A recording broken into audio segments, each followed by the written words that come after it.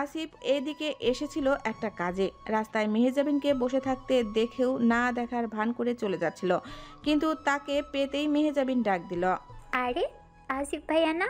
Asif bike থামাতে না চেয়েও থামালো, গম্ভীর মুখ বানিয়ে দাঁড়ালো। মনে মনে ভাবলো এত মধুর সুরে ডাকার কারণ কি, নিশ্চয়ই কোনো মতলব আছে। গম্ভীরভাবেই বলল, কিছু বলবা? মেহেজাবিন এগিয়ে এসে বাইকে উঠে বসলো। আসিফ কিছু বলার আগেই বলল, ভাইয়া আমি একটু গাড়ি পাচ্ছি না। আসিফ বিরক্ত হয় থমথমে গলায় বলল, তো আমি কি করব? মেহজাবিন পেছন থেকে হাত উঠিয়ে আসিফের মাথায় মারার ভঙ্গি করে বিড়বিড় করে গালি দিচ্ছিল। আসিফ দেখে ফেলতেই সে দাঁত কেলিয়ে বলল, একটু পৌঁছে দেন। পারবো না। কেন পারবেন না? আমার ইচ্ছা। মেহজাবিনের রাগ হলো, তবুও শান্ত থাকার চেষ্টা করলো। ইমোশনাল হয়ে বলল, একটা গাড়ি টাড়ি কিচ্ছু নেই, এখন যদি এভাবে ফেলে যান পরে কোনো সমস্যা হলে এক অসহায় অবলা মেয়ের মৃত্যুর জন্য আপনি দায়ী থাকবেন আসিফ সাহেব। আসিফের মন গলল কি, গলল বোধ হয়। যত খারাপ আর যত বড়ই শত্রু হোক না কেন, একা ফেলে যাওয়াটা ঠিক হবে না। তবে তার মুখে অসহায় অবলা শব্দ শুনে মনে মনে তাচ্ছিল্যের হাসি হাসতে ভুলল না। অবশেষে গাড়ি স্টার্ট দিতেই মেহজাবিন জয়ের হাসি হেসে তার কাঁধে হাত রাখতেই ফোঁস করে উঠল, খবরদার, কাঁধে হাত দিবে না। দূরে সরে বসো আর মাঝে ব্যাগ রাখো। মেহজাবিন মুখ ভেঙচি দিয়ে বলল, কেন? আমি গায়ে হাত দিলে ফোসকা পড়বে? না, হাড্ডি থেকে মাংস খুলে খুলে পড়বে। মেহজাবিন মুখ খোলার আগেই আসিফ হুমকি দিয়ে বলল, আরেকটা কথা বললে ওই যে দেখছো সামনে কুকুরগুলো বসে আছে, ওদের মধ্যেই ছেড়ে দিয়ে চলে যাব। বিয়ের আগের দিন পরে বিয়ে করবে বলে পাত্র বিয়ে খেতে গিয়েছে, এমন কথা যেন মাথায় আকাশ ভেঙে পড়ার মতো লাগার কথা থাকলেও আরবির কিছু মনে হলো না। তবে বিষয়টা বেশ ইন্টারেস্টিং লেগেছে তার কাছে। সে তো হাসতে হাসতে শেষ। মাঝে মাঝে এসে ইভার সাথে মজা নিতেও ছাড়ছে না। যদিও বড় বোন হিসেবে তার দুঃখ পাবার কথা ছিল, কিন্তু সে তা পেল না। পাবে কেন? এটা কি তার বিয়ের বয়স? একদমই না। বাবা মা পরিবার সকলের প্রতি সে ভীষণ মনক্ষুণ্ণ ছিল। এখন বেশ শান্তি শান্তি লাগছে। তবে বিষয়টা আপাতত সে আর ইভা ছাড়া আর কেউই জানে না। দাদিমা পাশ দিয়েই যাচ্ছিল, বড় নাতনিকে এমন মিটমিট করে হাসতে দেখে এগিয়ে এলেন। হুট করে পাশে গিয়ে বসতেই আরবি হাসি বন্ধ করে ফেলল। হাসছিস কেন? কই না তো। তিথি গম্ভীর হয়, সন্দেহের চোখে চেয়ে থমথমে গলায় শুধালেন, মিথ্যা বলিস? বলি। এখন সত্যি বল, প্রেমে টেমে পড়িসনি তো? এমন করে হাসছিস কেন? আরবি বিব্রত হয়, দাঁত কিটমিট করতে করতে বলে উঠল, আমার সুখের জীবনের সাথে বয়ফ্রেন্ড নামক ইলবিশ ডেকে আনবো, এটা ভাবাও বিলাসিতা। দাদিমা কম কিসে তার কথার প্রতি উত্তরে সাথে সাথে বলল, ইবলিস না ডাকিস, জামাই নামক রহমতকে ডাকলেও তো পারিস বাবু, নাকি ভাবাও বিলাসিতা? তোমার রহমত কম পড়লে আবার বিয়ে করো, যাও, তাও আমাকে বইলো না। বলে মুখ চেপে ধরল আরবি। দাদিমা বড় বড় করে তাকাতেই তাকে আর পায়কে দৌড়ে স্থান ত্যাগ করলো। পেছন থেকে কয়েকবার ডাকলেও শুনল না। শুনল জয়নাল হাসান এগিয়ে এসে কি হয়েছে জিজ্ঞাসা করতেই অভিযোগের ঝুলি নিয়ে বসলো তিথি। স্ত্রীর সব কথা শুনে তিনি হাসতে হাসতে বললেন, ভুল কি বললো, চলো আরেকবার বিয়ে করি। ইভা স্বামী হারানোর বেদনায় শোকে শোকাহত হয়ে বসে আছে। মন চাচ্ছে মনির খানের সেকা খাওয়া গান দিয়ে কিছু সময় গড়াগড়ি করে কান্নাকাটি করুক, তবে না, ইমোশনালটাকে কন্ট্রোল করে রাখার চেষ্টা করলো আর মনে মনে ঠিক করলো, একবার শুধু বিয়েটা হোক জামাই মশাই, তারপর বুঝবা ইভা কি জিনিস। এত সহজে তোমার রেহাই নাই। স্বাধীন নাম ভুলিয়ে যদি পরাধীন না রাখছি, তারপর বইল। সেদিন স্বাধীনকে ফোনে না পাওয়ায় বিয়ে পিছিয়ে দেওয়া হয়েছে। যদিও জয়নাল হাসান কিছুটা সন্দেহ করেছিলেন, কিন্তু কথা চৌধুরী স্বামীর থেকে 7-5 বুঝ দিয়ে রেখে দিয়েছেন। সংগ্রাম এসব ভাবতে ভাবতেই মনমরা হয়ে ভার্সিটিতে আসছিল। তার ভাই শুধু নিজের কথাই ভাবলো, ভাইয়ের কথাটা একবার ভাবলো না বেচারা ছোট ভাইটা বউ ছাড়া আর কতকাল থাকবে। মাস্টার শেষ হতে চলল, বুড়ো হতে তো আর বেশি দেরি নেই। দীর্ঘশ্বাস ফেলতে ফেলতে হাসছিল। হঠাৎ দেখা হলো আরবির সাথে। মেয়েটাকে মাঝে মাঝে তার এলিয়েন মনে হয়, কোনো দিক না তাকিয়ে পাই পাই করে হেঁটে যাচ্ছে। পেছন থেকে ডাক দিল, এই যে মিস। হঠাৎ কারো ডাক শুনে পেছনে ফিরে চাইল আরবি। সংগ্রামকে দেখেই মুখ ঘুরিয়ে নিল। কাল রাতে সংগ্রামের সাথে তার বিয়ের কথা শুনে ফেলেছে। মায়ের সাথে কিছু সময় চিল্লাপাল্লা করেছে, তাতেও কোনো লাভ হয়নি। সকালে কারো সাথে কোনো কথা না বলে না খেয়ে ভার্সিটিতে এসেছে, এসেও শান্তি নেই। এই আপদটা হাজির। মনে মনে তার পিণ্ডি চটকাতে চটকাতে সামনের দিকে হাঁটা ধরল। তাকে এভাবে চলে যেতে দেখে ভ্রু কুঁচকে এলো সংগ্রামের। দৌড়ে গিয়ে আরবির সামনে দাঁড়িয়ে বলল, ডাকছি শুনছেন না? শুনেছি। থমথমে মুখে আরবির ছোট জবাব, তাহলে চলে যাচ্ছেন কেন? আমার ইচ্ছে। সংগ্রাম কথার পিঠে আবার কিছু বলতে চাইল, কিন্তু তাকে হাত দিয়ে থামিয়ে দিয়ে আরবি বলে উঠল, দেখুন, আপনাকে আমার পছন্দ নয়। আমি আপনাকে বিয়ে করতে পারবো না। সে তো আমার আম্মারও বিয়ের আগে। বাক্যটা সম্পূর্ণ করার আগেই থেমে গেল সংগ্রাম। শান্ত চোখে তাকালো, তবে অবাক হলো না। আজ নয় কাল আরবি তো জেনেই যেত বিয়ের কথা, তাই বেশ স্বাভাবিকভাবেই জানতে চাইল, কেন আমাকে পছন্দ নয়? আরবি একটু এগিয়ে গিয়ে একটা গাছের নিচে দাঁড়ালো। ও পাশটায় রোদ লাগছিল। অতপর সংগ্রামকেও ইশারা করে সেখানে আসতে বলল। সে গিয়ে দাঁড়াতেই আরবি 2 হাত ভাঁজ করে সোজাসুজি দাঁড়ালো। বেশ কিছুটা সময় নিয়ে প্রশ্ন করল, আপনার জীবনের 3টা লক্ষ্য বলুন। আরবির প্রশ্নে থতমত খায় সংগ্রাম। ঝটপট কোনো উত্তর করতে পারল না। কাচুমাচু ভঙ্গিতে ঠায় হয়ে দাঁড়িয়ে মিনিট 2 ভাবল তার জীবনের আসল লক্ষ্যটা কি। অতপর মাথায় যা এলো তাই দাঁত কেলিয়ে বলে বসল, বিয়ে করা, বিয়ে করা আর বিয়ে করা। আরবির রাগ হয়। একটা সুস্থ মানুষের জীবনের লক্ষ্য বিয়ে করা হতে পারে না। থমথমে গলায় জবাব দেয়, বিয়ে করে বউকে কি বাপের টাকায় খাওয়াবেন? সংগ্রাম মাথা উপর নিচ করে ঝটপট জবাব দেয়, তাতে সমস্যা কি? বাবাও তো দাদুর টাকায় বউকে খাওয়াতো, আমি খাওয়ালে কি দোষ? আরবি হতাশ হলো, চরম হতাশ। মনে মনে ক্ষোভ জন্মালো। মুখ ভেঙচি দিয়ে টোন মেরে বিড়বিড়িয়ে বলল, গলতটা আসলে শুরু থেকেই। সংগ্রাম শুনতে পেল না, তাই কানটা একটু এগিয়ে নিয়ে এসে বলল, একটু জোরে বলুন, শোনা যাচ্ছে না। শোনানোর জন্য বললে তো জোরেই বলতাম। সংগ্রাম কথা পাল্টে ফেলল, জানতে চাইল, আমি কি ছেলে হিসেবে এতটাই খারাপ? আরবি মুস্কি হাসলো।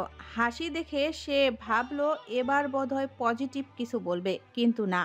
তার আশায় জল ঢেলে আরবি বলে উঠল, আপনি এতটার থেকেও বেশি খারাপ। সংগ্রাম অপমানিত বোধ করলো। আশেপাশে তাকিয়ে দেখলো কেউ আসে টাসে নাকি। এই সময় ভার্সিটির আশেপাশে তেমন কেউ আসে না। আরবির দিকে কয়েক পা এগিয়ে গেল। তাকে এগিয়ে আসতে দেখে আরবিও কয়েক পা পিছিয়ে গেল।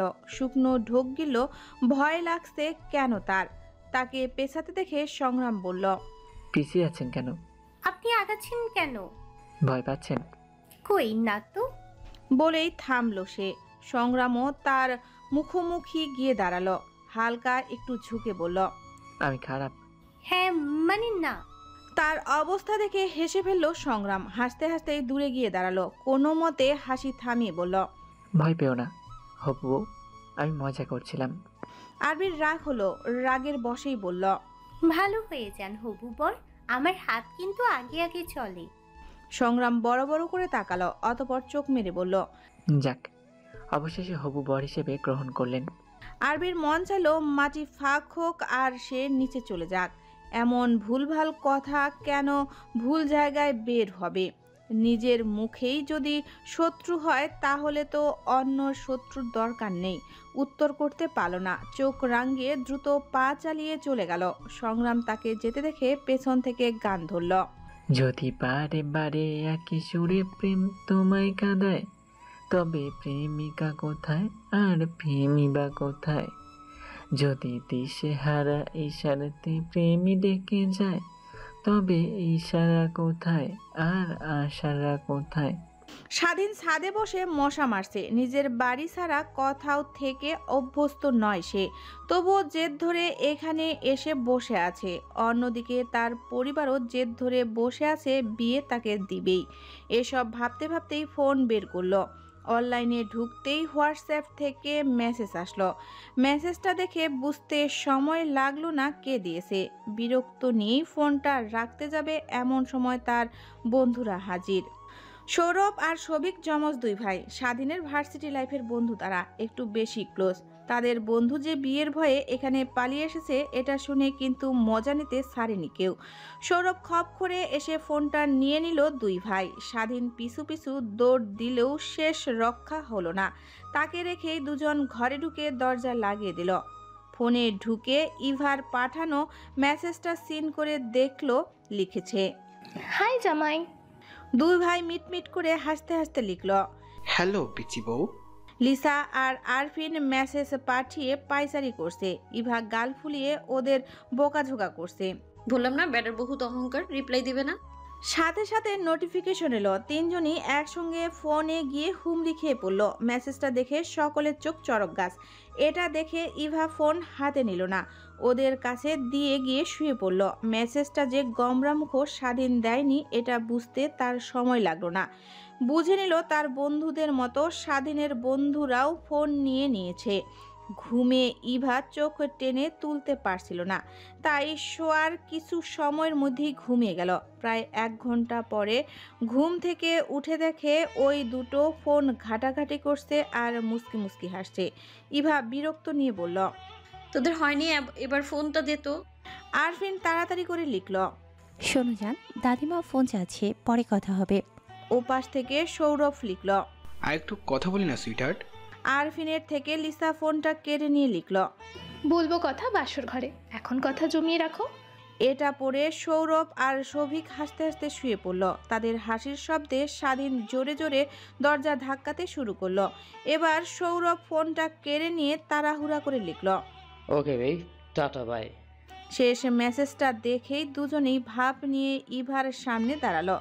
তার হাতে ফোন ধরিয়ে দিয়ে দুজনেই একসঙ্গে বলে উঠল, তোর জামাইকে দেখ, পটিয়ে ফেলেছি। তোর দ্বারা তো কিছুই হলো না, তাই আমাদেরই কিছু করতে হলো। এখন দেখ, জান জান বলে পাগল হয়ে যাচ্ছে।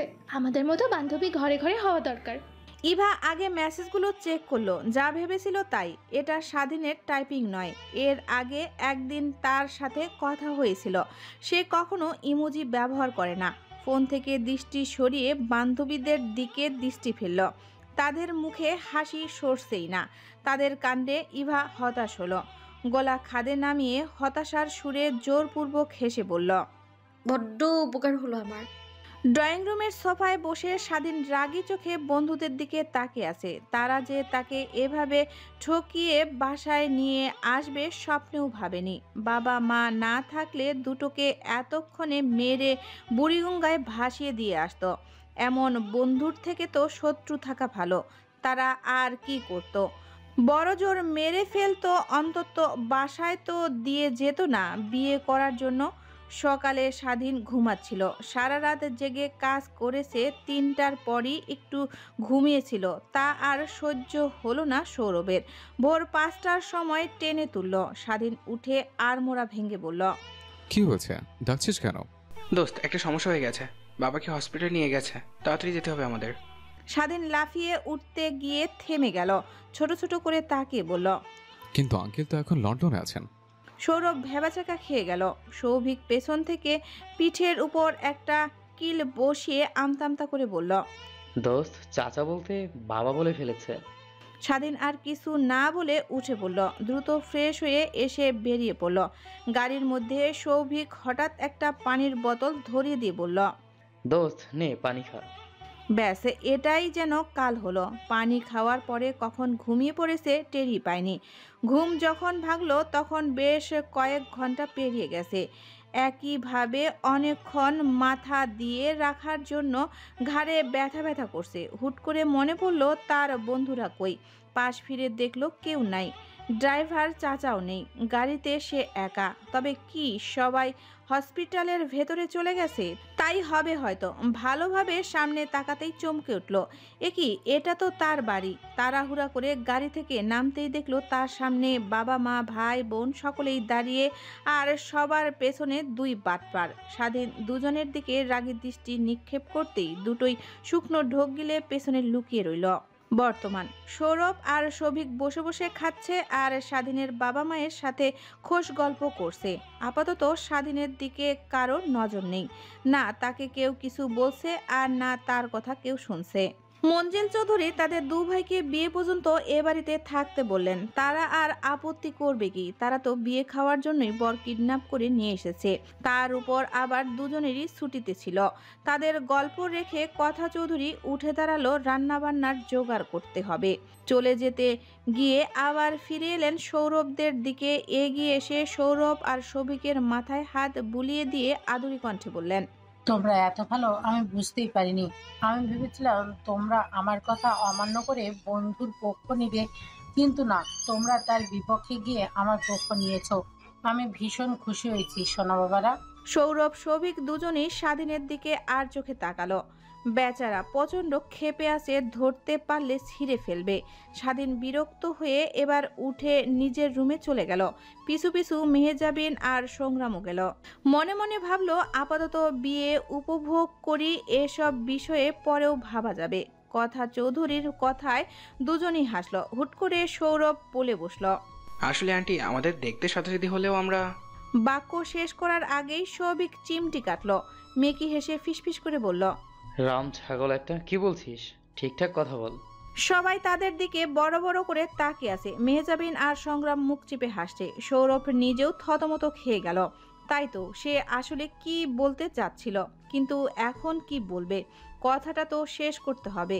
ম্যাথের মতো জোরপূর্বক সূত্র বসিয়ে অঙ্ক মেলানোর মতো করে কথার টোন একই রেখে বলল, আসলে আন্টি আমরা দেখতে সাদাসিধি হলেও আমরাও ভালো মানুষ।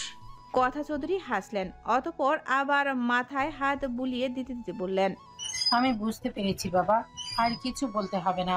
বলে একটু থামলেন, অতঃপর বললেন, তোমরা বন্ধু হিসেবে চিটার হলেও সন্তান হিসেবে ভালো। দু ভাই টাসকি খেয়ে একে অপরের দিকে তাকালো। এটা অপমান ছিল না প্রশংসা কেউ বুঝলো না, তবে জোরপূর্বক একটা হাসি দিতে ভুলল না। আসিফ সকাল সকাল সংগ্রামদের বাসায় হাজির। তার অবশ্য কারণ আছে, ডেকোরেশন নতুন করে আবার সব কিছু সাজানো হচ্ছে। হাতে হাতে কাজ এগিয়ে দেওয়ার জন্য সংগ্রাম খবর পাঠাতেই চলে এসেছে। মেহজাবিন একটা চেয়ারের উপর টুল নিয়ে আর্টিফিশিয়াল ফুল লাগানোর চেষ্টা করছে। ডেকোরেশনের লোকজন তাকে নামতে বললেও নামলো না, বলল লাগাবেই। লোকগুলো কিছুটা বিরক্ত নিয়ে অন্য পাশে চলে গেল। তাদের চলে যেতে দেখে মেহজাবিন খুশি হলো। এই কাজগুলো তার ভীষণ ভালো লাগে। মন তো চায় পড়াশোনা বাদ দিয়ে সারাদিন বাড়ি ঘর সাজাই, কিন্তু এ কথা মন চাওয়া পর্যন্তই সই। মা জানলে তাকে সাজিয়ে পরের বাড়ি পাঠিয়ে দিবে। ধুর, আপাতত এসব কথা থাক, কাজে মনোযোগ দেই। মেহজাবিনের এক বান্ধবী এসেছে, খুশবু। সেই তাকে ফুল আগায় আগায় দিচ্ছে। হাতে থাকা ফুলগুলো শেষ হতেই বলল, ফুল তো শেষ, দাঁড়া ওপাশ থেকে আরো কিছু আনি। মেহজাবিন মাথা নাড়ল, ও চলে গেল। ভীষণ খুশি খুশি লাগছে। মুখ থেকে আপনা আপনি কয়েক লাইন গান বেরিয়ে এলো। তোমার জন্য নীলচে তারার একটুখানি আলো, ভোরের রং রাতে মিশে কালো, কাঠগোলাপের সাদার মায়া মিশে দিয়েছে ভাবি, আবছা নীল তোমার লাগে ভালো। অতিরিক্ত নড়াচড়া করার জন্য টুল নড়ছিল। স্বাভাবিক না থেকে ভয় পাওয়াতে ব্যালেন্স রাখতে পারছিল না। হঠাৎ সামনে দিয়ে আসিফকে যেতে দেখে ডাক দিল, ওই আসিফ ভাইয়া, আমাকে একটু নামান প্লিজ। আসিফ বিরক্ত হলো, থতমত গলায় জবাব দেয়, আমি উঠিয়ে দিয়েছিলাম। না, নিজেই উঠেছিলাম। তবে নিজেই নামো। বলা মাত্রই দুম করে পড়ল। ভাগ্যিস নিচে ডেকোরেশনের কাপড় ছিল, নইলে সেখানেই কোমরটা এখনই যেত। উঠে আসিফের দিকে তেড়ে গেল। এই, সমস্যা কি আপনার? ধরলেন না কেন? আসিফ চোখ মুখ কুচকায়, আশেপাশে নজর বুলিয়ে ঠাট্টা সুলভ কণ্ঠে বলল, নিজেকে কি নায়িকা ভাবো? মেহজাবিন বুঝলো বেটায় তাকে অপমান করবে, তাই সময় নষ্ট করলো না। মুখ ভেঙচি দিয়ে চলে যেতে যেতে বলল, নিজেকে আমি নায়িকাই ভাবি, তবে আপনাকে নায়ক নয়। স্বাধীনের থেকে বছর 3 ছোট সংগ্রাম, কিন্তু তার আচরণ দেখে মনে হয় 3 বছরের বাচ্চা। এই যেমন কে কথায় কি লাগাচ্ছে দেখছে আর সবাইকে বলছে। শোনো, আমার বিয়ে বলে কথা, কোনো কিছুর কমতি যেন না থাকে। বউ যেন আমার এবং বাড়ির দুটোরই প্রেমে পড়ে যায়। সৌরভ আর সৌভিক মিটমিটি করে হাসছে। স্বাধীনের হাত থেকে আপাতত তাদের সংগ্রামী বাঁচিয়ে বাঁচিয়ে রাখছে। অনেকক্ষণ যাবৎ কাজ করার সকলেই হাঁপিয়ে উঠেছে। 3 জনই একসাথে গিয়ে বসলো। হঠাৎ সৌভিক বলে উঠল, আচ্ছা সংগ্রাম, পাত্রীর কোনো বোন নেই? সংগ্রাম কলার ঝাঁকিয়ে ভাব নিয়ে বলল। আছে তো একটা, তবে ওটা আমার। সৌরভ বলল। আর বান্ধবী? সংগ্রাম এবার হাসলো। দুজনই তার দিকে আগ্রহ নিয়ে তাকিয়ে আছে। তাদের রিয়াকশন দেখে সংগ্রামের ভীষণ মজা লাগলো। অতঃপর দাঁত কেলিয়ে বলল, আছে। দুজনই একসঙ্গে বলল। কয়টা? সংগ্রাম চোখ মেরে বলল, টেনশন নিও না, দুজনের জন্য দুটো। স্বাধীন যথেষ্ট ম্যাচিউরড একটা ছেলে। অনেকক্ষণ বসে বসে চিন্তা ভাবনা করার পরে বুঝতে পারল তার এভাবে চলে যাওয়া উচিত হয়নি। মেয়েটার কথা একবার অন্তত ভাবা উচিত ছিল। বয়স কম, তাই একটু ছেলেমানুষি করে ধীরে ধীরে ঠিক হয়ে যাবে। হঠাৎ কাল রাতের কথা মনে পড়ল। তার বন্ধুদের আজাইরা মেসেজ দেখে আরেক দফা রাগ জমল। ইভার উপর রাগ করতে গিয়েও করল না, কারণ সে তো তাকে ভেবেই এসব বলছে। হঠাৎ মনে হলো তাকে বলে দেওয়া উচিত, তাই সেই নাম্বারে মেসেজ করলো। সরি ইভা, কাল রাতে আমার বন্ধুগুলো আমাকে দরজার বাইরে রেখে এসব লিখেছিল। ইভা ফোন নিয়ে বসে আছে। দাদিমা বিয়ের কাজে টুকটাক ব্যস্ত থাকায় প্রায় সারাক্ষণই এখন তার কাছেই ফোন থাকে। মেসেজের টোন বাজতেই সিন করলো। স্বাধীনের সরিতে তার ঠোঁটের কোণে হাসি জমলো। এটা আপনি মোটেও ঠিক করেননি। একটা মেয়ের ইমোশন নিয়ে এভাবে খেলতে পারলেন আপনি? স্বাধীন অনুতপ্ত হলো। মেয়েটা বোধহয় কষ্ট পেল। একটু ভেবে চিনতে লিখল, ওরা যে এসব করবে আমি বুঝতে পারিনি। ভালো। দেখো, এখানে আমার কোনো দোষ নেই। আমি কি বলেছি আপনি দোষী? স্বাধীন কি বলবে বুঝতে পারলো না, তাই কিছু না লিখে বসে রইল। ইভা মনে মনে ভাবলো এবার হয়তো বেশি বেশি হয়ে যাচ্ছে, তাই ইনিয়ে বিনিয়ে লিখল, আপনার বন্ধুদের সাথে কথা বলেছিল আমার বান্ধবীরা। আমি মেসেজ দেখেই বুঝেছি ওটা আপনি না, তাই ওদের বাধা দিইনি। স্বাধীন বড় বড় করে ফোনের দিকে তাকালো। ঝটপট জানতে চাইলো, কিভাবে বুঝলে? ইভা দীর্ঘশ্বাস ফেলতে ফেলতে লিখে, কারণ আপনার মতো নিরামিষ লোক হুট করে আমিষ হয়ে যেতে পারে না। স্বাধীন থতমত খায়। কি ফাজিলের ফাজিল ভাবা যায়। তার সাথে এতক্ষণ ঠাট্টা করছিল। কিছুটা বিরক্ত হলেও পরক্ষণেই মনে মনে হেসে বিড়বিড়িয়ে বলল, যাক, মেয়েটা শয়তান নয়, বুদ্ধি আছে। কথা চৌধুরী নিজের মুখে ফেস প্যাক লাগিয়ে মঞ্জিল চৌধুরীকে টেনে এনেছে, কিন্তু তিনি কিছুতেই মুখে এসব লাগাবেন না। জোর করে যেই না মুখে দিতে যাবে তখনই বাহির থেকে মেহেজাবিন ডেকে উঠল, বাবা, কে যেন এসেছে, ডাকছে তোমাকে। ব্যাস, তাকে আর পাইকে। উঠে বিড়বিড় করতে করতে বেরিয়ে গেলেন। কথা চৌধুরীর কিছুতেই ফেস প্যাক নষ্ট করবেন না, তাই মেহেজাবিনকে রুমে ঢুকালেন। মেহেজাবিন মুখ গোমরা করে মায়ের রুম থেকে বেরিয়ে এলো। তার মায়ের এই ফেস প্যাকের চক্করে যে পড়বে তার জীবন শেষ। একদম ভূত বানিয়ে দিয়েছে। কেউ দেখার আগেই রুমে চলে যেতে হবে। তবে শেষ রক্ষা হলো না। মাঝখানেই আসিফের সাথে দেখা হয়ে গেল। তাকে দেখেই মেহেজাবিন 2 হাত দিয়ে মুখ ঢাকলো। আসল রূপ তো দেখেই ফেলেছো, এখন আর মুখ দেখে কি হবে? মেহেজাবিন হাত সরালো। আসিফ হাসছে। মনটাই চাইলো তুলে একটা আছাড় মারতে। এই বেটাকে তুলা তার কর্ম নয়, তবে কথায় হারলে চলবে না। আবার কি বলবে বুঝতেও পারছে না। আপনার কোনো কাজকর্ম নেই? সারাক্ষণ আমার আশেপাশে কেন ঘুরঘুর করেন? বাহ, কখন কি করি ভালোই তো নজরে রাখো। মেহেজাবিন ভরকে গেল। কিছু না বলে চটপট দেখিয়ে চলে গেল। আসিফ তার যাওয়ার দিকে তাকে মিটমিট করে হাসছে। পেছনে ঘুরতেই দেখলো সৌরভ সৌভিক দাঁড়িয়ে। দুজনেই একসঙ্গে ভ্রু নাচিয়ে জিজ্ঞেস করলো, এখানে কি হচ্ছিল? আসিফ মাথা চুলকে আমতা আমতা করে বলল, গন্ডগোল। দু ভাই আর কোনো কিছু জিজ্ঞাসা করলো না। একে অপরের কাঁধে হাত রেখে যেতে যেতে গেয়ে উঠল, শোনো মন, বলি তোমায়, সব করো, প্রেম করো না। প্রেম যে কাঁঠালের আঠা, আর লাগলে পরে ছাড়ে না। আরবি বিয়ে ভাঙ্গার কোনো উপায় না পেয়ে শেষমেশ সংগ্রামকে কল দিল। সংগ্রামের কাছে আরবির নাম্বার ছিল না, তাই অচেনা নাম্বার থেকে সালাম দিয়ে জিজ্ঞেস করলো, কে বলছেন? আরবি সে উত্তর না দিয়ে সরাসরি বলল, শুনুন, আপনি আমার বাড়িতে ফোন দিয়ে বলবেন আপনার গার্লফ্রেন্ড আছে, আমাকে বিয়ে করতে পারবেন না। সংগ্রাম হকচকিয়ে গেল। এই কথার অর্থ বুঝতে কিছুটা সময় নিল। বসার ঘর থেকে উঠে বাহিরে বেরিয়ে এসে অতঃপর কথা বলল, কিন্তু আমার তো কোনো গার্লফ্রেন্ড নেই। না থাকলেও বলবেন আছে। না, আমি মিথ্যে কথা বলি না। আরবি নিজের চুল নিজেই টেনে ধরল। রাগ কন্ট্রোল করে দাঁতে দাঁত চেপে বলল, আপনি তো সাধু সন্ন্যাসী, তাই না?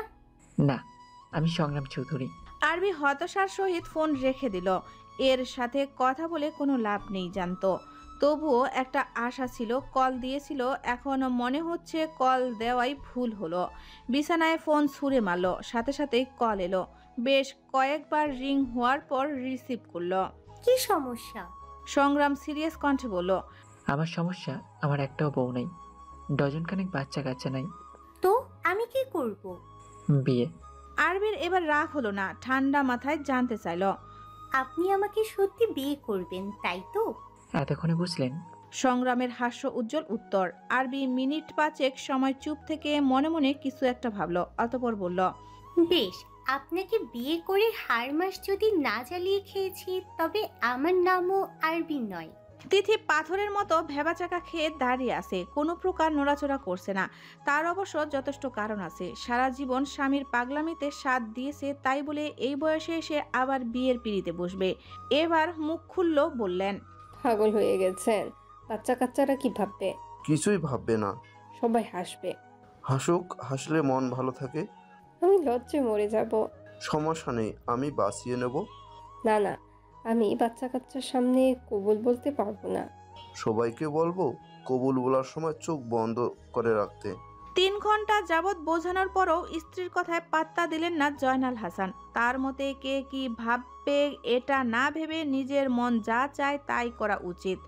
তার যুক্তি বুদ্ধি হাওয়ায় উড়িয়ে দিয়ে স্ত্রী থমথমে গালটা টেনে মুচকি হেসে বললেন, সবাই জানে তাদের দাদুভাই রোমিও আর তার বউ জুলিয়েট। জয়নাল হাসানের কথা শুনে সবাই রিয়াকশন দিতে ভুলে গিয়েছে। ইমদাদ হাসান ইনিয়ে বিনিয়ে এমন পাগলামি করতে নিষেধ করে বললেন, আব্বা আর একটু ভেবে দেখলে হতো না? জয়নাল হাসান সে কথা হাওয়ায় উড়িয়ে দিলেন। একবার যখন বিয়ে ঠিক করেছেন তখন বিয়ে করবেই। হঠাৎ মাথায় অন্য কিছু উকি দিল, একগাল হেসে বললেন, ভাবাভাবি বাদ দাও, চাইলে তোমরাও আরেকবার বিয়ে করতে পারো, এমন সুযোগ বারবার আসে না। ইস্টাদ জাহানের মনে লাড্ডু ফুটল। সবাই মুখ খুলতে যাবে, তৎক্ষণাৎ ইমদাদ হাসান বললেন, এক বইয়ের জালে বাসি না, আবার বিয়ে? জয়নাল হাসান মনে মনে হাসলেন। কিছু বলার পূর্বেই ছেলের বউয়ের রাগী রিয়াকশন দেখতে ভুললেন না। অতঃপর থমথমে গলায় বললেন, তোমার বউকেই তুমি দ্বিতীয়বার বিয়ের প্রস্তাব পেয়েছো? বাসা অন্য মাইয়ারে নয়, সকালে ভাত কিন্তু এখনো পেটে পড়েনি, মনে রেখো। ইমদাদ হাসান দাঁত বের করে একটু হাসার চেষ্টা করলেন। স্ত্রীর দিকে তাকানোর দুঃসাহস না করে মানে মানে কেটে পড়লেন। আর কিছু বললেই ভাত বন্ধ হয়ে যেতে পারে। ইভা মিটমিট করে হাসছে, তার ভীষণ ইন্টারেস্টিং লাগছে। এত সময় দরজার বাহিরে দাঁড়িয়ে সে সব কথা শুনছিল। বাবাকে বের হতে দেখেই দৌড়ে প্রস্থান করল। শাশুড়ির সব কথাতেই ইস্টাদ জাহান মতভেদ 1-2 বার করবেই। বলতে গেলে তাদের মধ্যকার ঠান্ডা মাথায় একটা যুদ্ধ চলে, যদিও যে কারো সহজে তা বোঝার উপায় নেই। একদম কাছাকাছি থাকলেই তবেই ধরতে পারবে। আজকে লেগেছে মূলত বরযাত্রীর মেনু কার্ডে কি হবে এটা ইস্টাদ জাহান ঠিক করলেও দাদিমার পছন্দ হয়নি, তাই তিনি বড়সড় পরিবর্তন করিয়েছে। এটা নিয়ে সকাল থেকে শাশুড়িকে খুঁজছে। কেউ এসে কিছু জিজ্ঞাসা করলেই বলছে, আমার চয়েস খারাপ, অন্য কাউকে বলুন।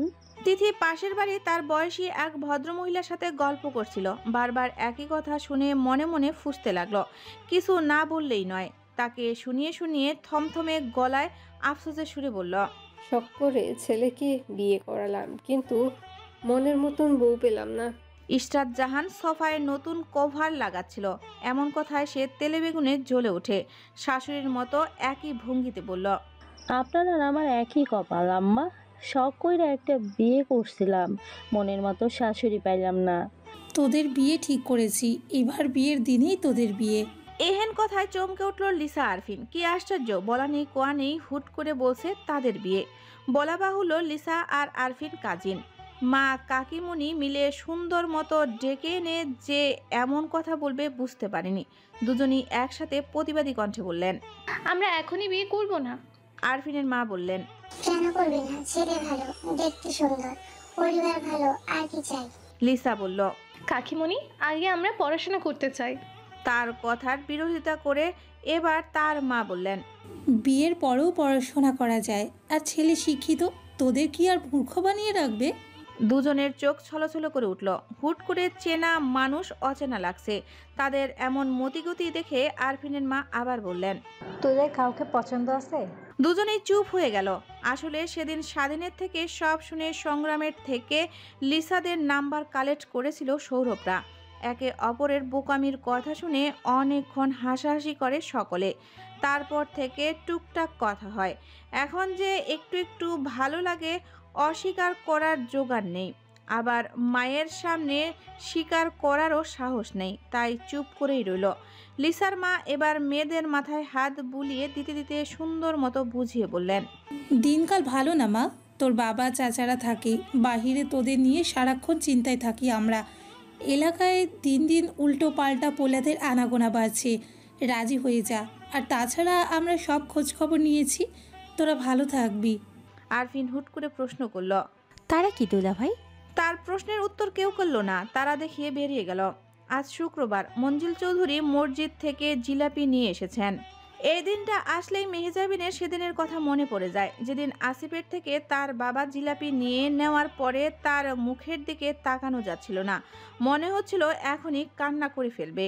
এসব মনে হতেই এক দফা হাসলো, এদিকে ওদিকে তাকিয়ে দেখতে লাগলো আজকে আসিফ এসেছে কিনা, কিন্তু না, কোথাও দেখতে পেল না।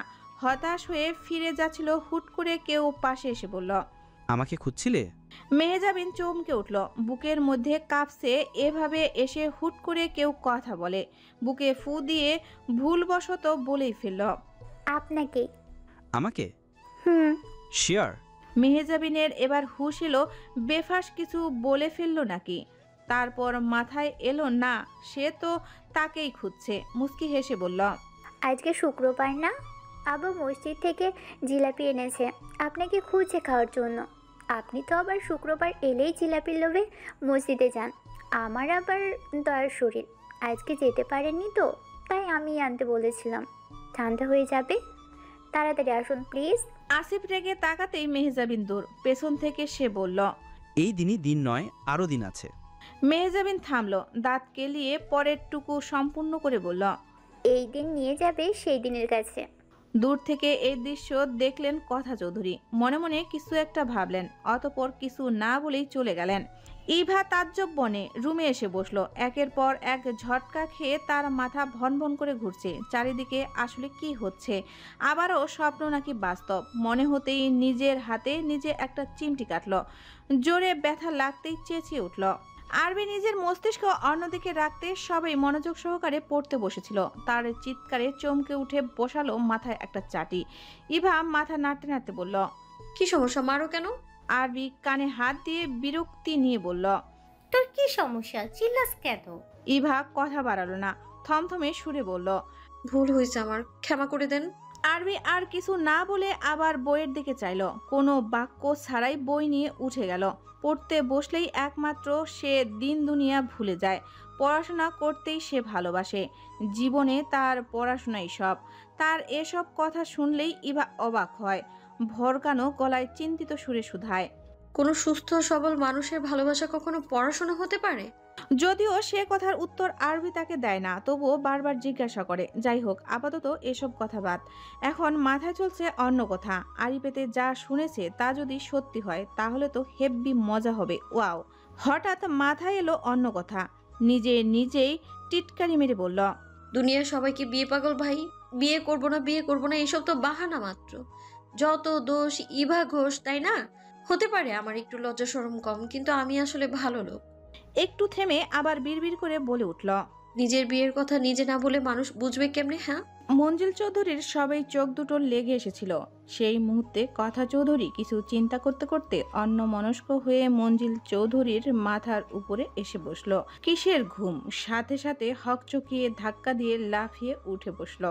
হাত দিয়ে চোখ ডলতে ডলতে ভালোভাবে আশেপাশে তাকিয়ে দেখলো কেউ নেই। তবে কি স্বপ্ন দেখছেন এতক্ষণ? না, হতেই পারে না। কিছু একটা মনে হতেই ফ্লোরের উকি মারলেন। কথা চৌধুরী টান হয়ে ফ্লোরে শুয়ে আছে। এবার আসল কাহিনী বুঝলেন। চিন্তা ভাবনা বাদ দিয়ে উঠে গিয়ে স্ত্রীকে কয়েকবার ডাকলেন, কিন্তু না, কোনো রেসপন্স নেই। মনে হয় দাঁত লেগে গেছে। ধাক্কা কি একটু বেশি জোরে হয়ে গেছে? কিন্তু এখানে তার কি দোষ? দোষ না থাকলেও এখন তারই দোষ। দৌড়ে গিয়ে এক গ্লাস পানি এনে চোখে মুখে ছিটিয়ে দিতেই চোখ মেলে চাইলেন। টেনে তুলতেই উঠে বসে বলল, আমি এখানে কেন? মঞ্জিল চৌধুরী এত সময় মনে মনে দোয়া দরুদ পড়ছিলেন। এই কথা শুনে থেমে গেল। যাক, মনে নেই তবে। স্বস্তির নিঃশ্বাস ফেলে জোরপূর্বক হেসে বললেন, মাথা ঘুরে পড়ে গিয়েছিল। কথা চৌধুরী কিছু সময় চুপ থেকে বললেন, আপনার জন্যই তো মাথা ঘুরলো আমার। নিজে কোনো কাজ ঠিক মতো দেখেন না, সব কাজ আমাকেই করতে হয়। থাকবো না আর আমি এই বাড়িতে, এক্ষুনি চলে যাব। আরও কিছু বলতে যাচ্ছিলেন, হঠাৎ সাইডের দাঁতের ব্যথা অনুভূত হলো। হাত দিয়ে দাঁতটা ধরতেই খুলে এলো। কথা এতে অবাক হলেন না। দাঁতটা বেশ কিছুদিন আগে থেকেই নড়বড়ে হয়ে রয়েছিল। হাত ধরে উঠাতে চাইলেও পারলেন না। বেচারি অনেক জোরেই কোমরে ব্যথা পেয়েছে। কোলে তুলে ওয়াশরুমে নিয়ে গিয়ে হাত মুখ ধুয়ে নিয়ে আসলেন। বিছানায় বসাতেই কথা চৌধুরী আসিফের কথা মনে পড়ল। ব্যথা টেথা ভুলে বললেন, এই যে শুনুন। শুনেছি। মিনিট দুয়েক থেমে বললেন, আসিফ আর তোমার মেয়ের মধ্যে মনে হয় কিছু একটা আছে। মঞ্জিল চৌধুরী ছোট ছোট করে তাকিয়ে বললেন, এমন মনে হওয়ার কারণ? সারাক্ষণ একে অপরের আশেপাশে থাকে, আমার সন্দেহ হয়। স্বাভাবিক। তোমার কি মনে হয়? স্ত্রীর কথায় তিনি হাসলেন। মনে মনে তিনি আগে থেকেই আসিফকে পছন্দ করেন। বললেন, আসিফ তো আর খারাপ না, একবার ভেবে দেখতে পারো। যদিও ছেলেটা একটু গম্ভীর, তবে যথেষ্ট দায়িত্ববান এবং ভদ্র। ছেলে তো বেকার। তোমার ছেলেও তো বেকার। পড়াশোনা তো শেষের দিকে, চাকরি তো করবে। সেম উত্তর। একটু থেমে, শোনো আরবির, বাবা মা কিন্তু ভালো ছেলে পেয়ে হাতছাড়া করেনি। তুমি কি ভেবেছো তারা তোমার কথায় রাজি হয়েছে? একদমই না। আগে সব খোঁজ খবর নিয়েছে, তবেই রাজি হয়েছে। কথা চৌধুরী চিন্তিত হলেন। কথা মিথ্যা নয়। অতঃপর বললেন, তবে এখন কি করতে বলছো? আসিফের বাড়ির লোকেদের খবর দাও। কিন্তু কি? সন্দেহ তো ভুলেও হতে পারে। যদি তাদের মধ্যে কিছু না থাকে তবে? মৃদু সুরে কথাখানা বলে থামলেন। সবসময় হাসি তামাশা আর ঝগড়ার মুডে থাকা স্ত্রীকে তিনি শুধু সন্তানদের বিষয় নিয়ে ঠান্ডা মাথায় কথা বলতে দেখেন, নয়তো অন্য সময়। যদিও সব কিছু ইচ্ছাকৃত। অসুস্থতার কারণে অফিস যাওয়া ছেড়ে দিয়েছেন, বছর কয়েক হয়ে এলো। অসুখ বিসুখের চিন্তা যাতে মাথায় না থাকে, তাই দিন রাত এমন পায়ে পায়ে পা লাগিয়ে ঝগড়া চালায়। কথাগুলো মনে হতেই মুচকি হাসলেন। কখন কি হয়ে যায় ঠিক আছে, তার কিছু হয়ে গেলে কথা চৌধুরী যে ভীষণ ভেঙে পড়বে এতে কোনো সন্দেহ নেই। মেয়েটা প্রচণ্ড ভালোবাসে তাকে। তাই এই সুযোগে তিনি আসিফের কথাও বলতে চাচ্ছিলেন, কিন্তু স্ত্রীর রিয়াকশন ভেবে এতদিন কিছু বলেননি। আজ যখন কথা উঠল বলেই ফেললেন। অফিসের কাজ এবং ম্যানেজারের সব দেখাশোনা করবে। সংগ্রামের চাকরি বাকরি না হলে ভবিষ্যতে সেই বসবে। আরবির হাত দেওয়ার এটাই একটা কারণ। ভদ্রলোকের সাথে তার কথা হয়েছে। সারাক্ষণ কিপটামি করলেও সন্তানদের বিষয়ে সবাই সিরিয়াস। আপাতত সে সব কথা বাদ দিয়ে স্ত্রীর মাথায় হাত বুলিয়ে একগাল হেসে বললেন, কিছু না থাকলে বিয়ের পরে হবে। আজ কন্যার গায়ে হলুদ, কাল তাহার বিয়ে, টোপর মাথায় আসবে যে বর যাবে তাকে নিয়ে। হলুদ অনুষ্ঠান, এক শাড়িতে এতগুলো বর দেখে সবার চোখ কপালে। মেয়ের বাড়িতে লোক এসেছে হলুদ দিতে। তাদের হলুদ দেওয়া শেষ হলে বরের বাড়ির লোকজনও যাবে। বরদের গায়ে কি হলুদ ছোঁয়াবে? হলুদের বাটিখানা হাতে পেতেই তারা একে অপরের মুখে দিতে শুরু করলো। আশেপাশের লোকজন সবাই হা করে কিছু সময় তাকিয়ে থেকে সবাই হেসে ফেলল। আসিফের গায়ে হলুদও এখানেই হয়েছে। যেহেতু সে আগে থেকেই পছন্দ করত, তাই হুট করে বাবার দেওয়া বিয়ের প্রস্তাব হলেও রাজি হয়ে গিয়েছে। তবে মনের ভাব এখনো প্রকাশ করেনি। এমন মুখ করে আছে যেন বাবা জোর করে বিয়ে দিচ্ছে। আশ্চর্যজনক ব্যাপার হলো মেহজাবিন কিছুই বলেনি। হঠাৎ বিয়ের কথা শুনে শোকের মধ্যে আছে। তার খুশি হওয়া উচিত না দুঃখী, বুঝতে না পেরে আপাতত অনুভব শূন্য হয়ে রইল। আসিফের সম্পর্কে সবাই সব কিছুই জানে, তাই স্বাধীন সংগ্রাম কেউ বাবা মায়ের উপর কথা বলেনি। তবে বোন রাজি কিনা জিজ্ঞেস করতেও ভুলেনি। উত্তরে সে বলেছে, বাবা মার কথাই আমার কথা। এবারের হলুদ শেষ হতেই ও বাড়ি যাওয়ার পালা। কিন্তু বিপদ বাঁধল অন্য জায়গায়। সংগ্রাম আর স্বাধীনের বন্ধুগণ মেয়েদের বাড়ি যাবে হলুদ দিতে, কিন্তু বিষয়টা মেনে নিচ্ছে না কিছু ময়মুরব্বী লোকজন। কে শুনে কার কথা, শেষমেশ লুকিয়ে চুরিয়ে তারাও এসেছে, আসেনি শুধু স্বাধীন। পাত্রীরা সবুজ পাড়ের হলুদ শাড়ি পরেছে, ভীষণ মিষ্টি লাগছে সবাইকে। সবার আগে হলুদ দিতে গেলেন জয়নাল হাসান। মজার বিষয়, হলুদ নিয়ে গিয়ে আগে নিজের স্ত্রীর গায়েই হলুদ ছোঁয়ালেন। সাথে সাথে সবাই অট্টহাসিতে ফেটে পড়ল। জয়নাল হাসান সেসব পাত্তা না দিয়ে স্ত্রীর কানের কাছে ফিসফিস করে বললেন, আমার হলদিয়া বউ। তিনি এমনি লজ্জায় মরিমরি অবস্থা, আবার এমন কথায় মনে হলো দৌড়ে পালিয়ে যাক। না, সবার হাসির শব্দে আর সত্যি টিকতে পারল না। এক প্রকার দৌড়ে স্থান ত্যাগ করলেন। পিছু পিছু জয়নাল হাসানও গেলেন। সবাই অবাকের দফায় হাসল। এক এক করে সবাই হলুদ দিয়ে যাচ্ছে আর আসছে। আরবির পিঠ পাঁজর লেগে এসেছে, আর বসে থাকতে পারল না। চুপি চুপি উঠে রুমে চলে যেতে চাইলেই বাড়ির মধ্যে ঢুকবে এমন সময় কেউ পেছন থেকে ডাক দিল। আরবি পিছু ফিরতেই চোখ কপালে, আশেপাশে তাকিয়ে দেখলেও কেউ আছে কিনা। না, এইদিকে কেউ নেই, সবাই স্টেজের দিকে। হতগম্ভীর কণ্ঠে বলল, আপনি এখানে কি করছেন? আপনার থেকে হলুদ নিতে এসেছি। আরবি ভ্রু কুঁচকায়, থতমত খাওয়া কণ্ঠে বলে, আমি তো শুনেছি বর বউকে হলুদ দিতে লুকিয়ে আসে, আর আপনি নিতে এসেছেন মানে? মানুষ যা করবে আমাকেও তাই করতে হবে নাকি? ও, আপনি তো আর মানুষ না। হ্যাঁ, আমি ভূত, আপনি পেতনি। এখন তাড়াতাড়ি হলুদটা দিয়ে দিন তো। বলে লুকিয়ানা বাটিটা বের করলো। আরবি সেদিকে তাকিয়ে মুখ ভেঙচি দিয়ে চলে যেতে যেতে বলল, পারবো না। সংগ্রামের মাথায় কুবুদ্ধি এলো, চেঁচিয়ে বলল, আমাকে যদি হলুদ না লাগান তবে আপনার বাসার মধ্যে চলে যাব। আর কেউ যদি জিজ্ঞাসা করে আমি এখানে কেন, বলবো আপনি আসতে বলেছেন। আরবের পা থেমে গেল, কপাল চাপড়ে ফিরে এলো। মনে মনে শখানেক গালি দিল। কি শয়তানের শয়তান ভাবা যায়।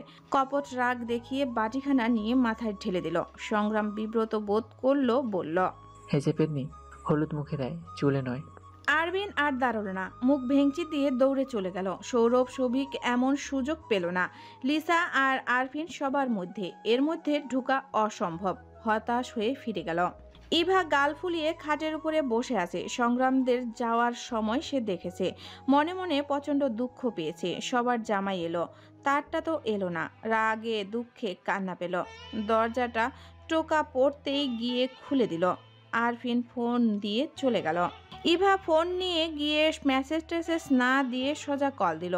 স্বাধীন সবই গোসল টোসল সেরে ফোন হাতে নিয়েছিল। আননোন নাম্বার দেখেও ধরল। মন বলছিল এটা ইভা। ধরেই সালাম দিয়ে বলল, কিছু বলবো? ইভা ছোট ছোট করে বলল, বলবো। বলো। আপনি আসেননি কেন? কোথায়? আমাদের বাড়ি। সে তো কাল যাবে। আপনার ভাইরা আজও এসেছিল। কি? আমি জানি না তো, আর জানলেও যেতাম না। তা কেন আসবেন? সারাদিন তো শুধু কাজ আর কাজ। তাছাড়া আপনার লাইফে কিছু আছে আর? স্বাধীন অবাক হলো। তার জড়ানো কণ্ঠ শুনে বুঝলো এই বুঝি কান্না করে ফেলবে। তাই সুন্দর করে বলল, আমি বাড়ির বড় ছেলে, আমাকে গোদের মতো বাচ্চামি মানায়? ইভা সে কথা শুনে বলল, আমার দাদু ভাই বংশের বড়, সে সবার সামনে দাদিমাকে হলুদ পরালো। স্বাধীন ভেবাচাকা খেয়ে গেল। আমতা আমতা করে বলল, তিনি আগেকার যুগের মানুষ। ইভার রাগ হলো, মাথা আউলে গেল।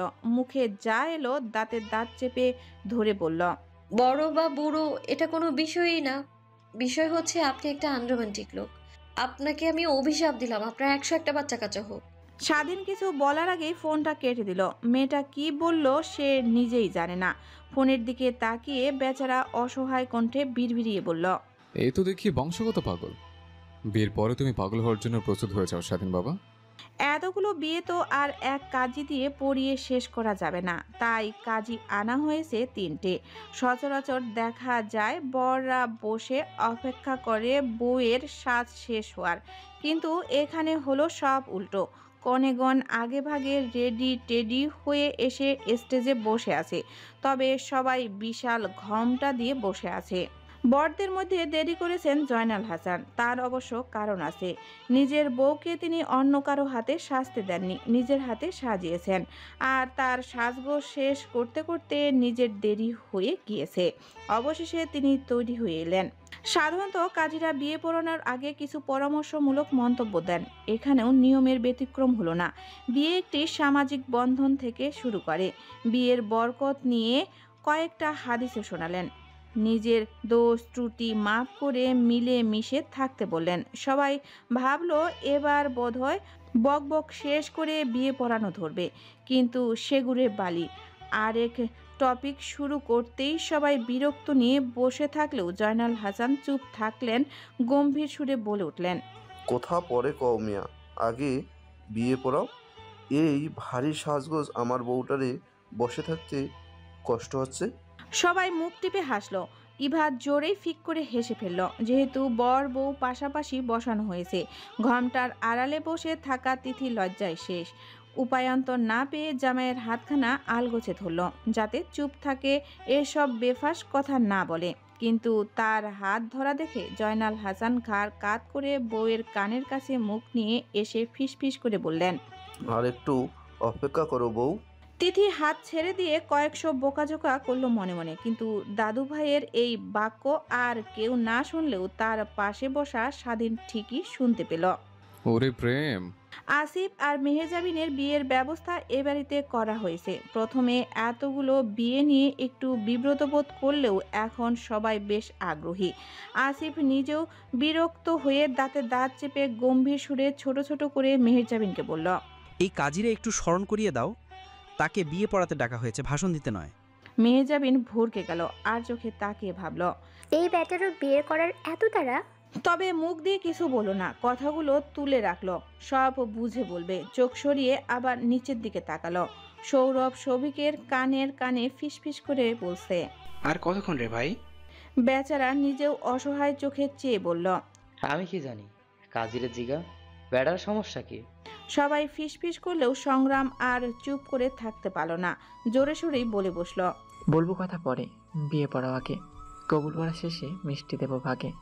এত কিছুর মাঝে স্বাধীন অবাক হলো, আশ্চর্য হলো। সবাই ফিসফিস করে এটা ওটা বলছে, ইভা কেন চুপ? একটু ভালোভাবে তাকাতেই দেখলো তার শাশুড়ির আম্মা শক্ত করে মেয়ের কাঁধে হাত দিয়ে দাঁড়িয়ে আছে। চোখে চোখ পড়তে একটা হাসি দিল। ইভার নজর এড়ালো না সেই হাসি মুখে ভেংচি দিয়ে মনে মনে বলল, হেসেও নাও জামাই, হেসেও নাও, সময় এবার এলো বুঝি। তিনটে কাজী তিনবার বক্তব্য শেষ করে অবশেষে বিয়ে পড়ানো শুরু করলো। সবার আগে জয়নাল হাসানের থেকে শুরু করা হলো। মঞ্জিল চৌধুরী মুখ গমরা করে ভাবছিলেন, ইস রে, আজকে তার নাটকবাজ বউটার কোমরটা না ভাঙলে সেও আর একবার বিয়ের পিড়িতে বসতো। এতগুলো বিয়ে দেখে কার না বিয়ে করতে শখ হয়। সব থেকে বড় কথা জয়নাল হাসান এই বয়সে তার শৌখিনতা দেখে সবাই মুগ্ধ। প্রথমে মজা হিসেবে নিলেও এখন সবারই ইন্টারেস্টিং লাগছে। তবে এত কিছুর মাঝেও সব থেকে দূরে দাঁড়িয়ে ইমদাদ হাসান, তার এসবে মন নেই। সে খাবারের তদাকরি করছে। ইশরাত জাহান মেয়ের কাছ থেকে ছাড়া পেতেই স্বামীর দিকে এগিয়ে গেলেন। পাশে গিয়ে দাঁড়াতেই ইমদাদ হাসান না তাকিয়ে বললেন, কিছু বলবা? ইশরাত জাহান বেশ আগ্রহ নিয়ে বললেন, চলো না আর একবার বিয়ে করি। ইমদাদ হাসান চোখ মেলে চাইলেন, হাতে থাকা খাবারের লিস্ট দেখতে দেখতে বললেন, বিয়ে টিয়ে ছাড়া এটা দেখো, গণবিবাহ হবে শুনে কয়েকশো মানুষ বেশি এসেছে দাওয়াত ছাড়াই। আমার সব টাকা পয়সা আজকে সব খেয়ে চলে যাবে ও খোদা। ইশরাত জাহানের মনটা চাইলো জামাইরে তুলে আছাড় দিতে, কিন্তু মন চাইলে কি সব পাওয়া যায়? খাতাটা হাতে নিয়ে ওইটাই জামাইয়ের দিকে ছুঁড়ে মেরে বলতে বলতে চলে এলো, শালার কিপ্টের ঘরে কিপটা। অবশেষে হাসি তামাশা শেষ, বিয়ে সম্পূর্ণ হলো। বিদায় বেলা কান্নাকাটির রোলও পড়ল। পরিশেষে সবাই যে যার গন্তব্য ধরল। তোমায় হিত মাজারে রাখবো, ছেড়ে দেব না। তোমায় হিত মাজারে রাখবো, ছেড়ে দেব না।